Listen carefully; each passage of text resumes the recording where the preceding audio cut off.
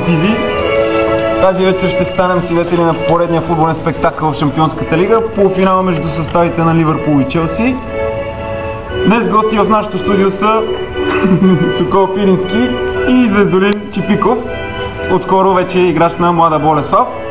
Пропуснах да кажа за Сокол Пирински, че той вече е играч на Странджански мечки. Добър вечер! Добър вечер! Звездо, разкажи нещо повече за твоя нов трансфер в Млада Болеслав.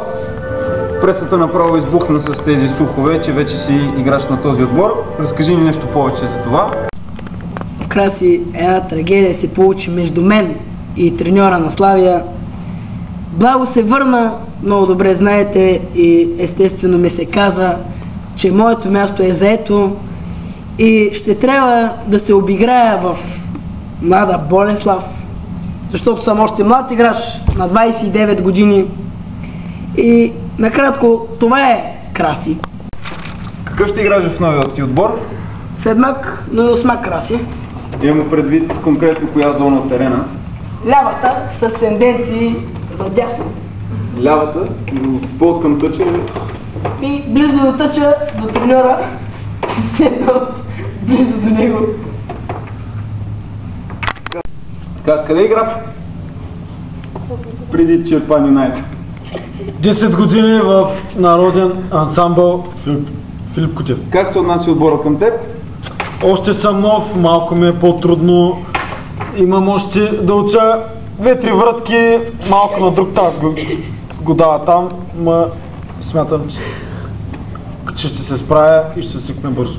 Така, мнението на двама ви като цяло за матча, вашата прогноза? Ами, изцяло съм за Челси. Челси! Мани ги тия! Челси! Значи с представители на народни ансамбли не искам да говоря. Така, Фернандо Торес е контузен. Как ще повлияе това в атакуващ план за Ливърпул? Така е, Краси. Смятам, че Каут е подходящ за атаката на Ливърпул. Той е един боец, така да го наречем. И без Торес мисля, че ще може да се справи. Като бива подкрепан от Джерард и ония Вайската. Райан Бабел? Райан Бабел, точно така. Мисля, че ще се справи. Така, вашата прогноза за матча? Реплики нямам. Добър вечер. Сокол реши да напусне студиото, тъй като беше силно засегнат от своят опонент. Сега при мен в студиото е небезизвестният Линкълн Бърос, който отговаря за букмейкърската част на Шампионската лига. Линк, моля те, заповядай с данните. Какви са заложите в отделните клубове?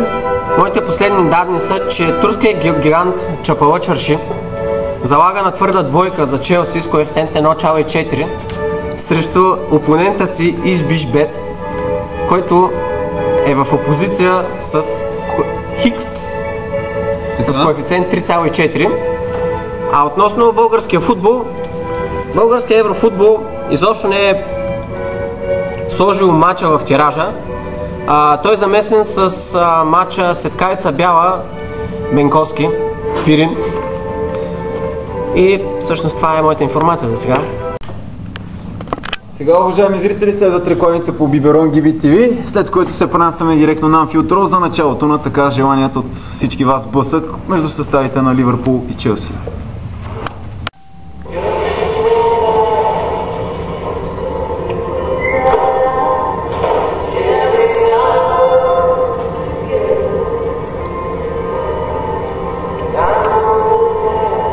Can I play with it? Oh, when you're done.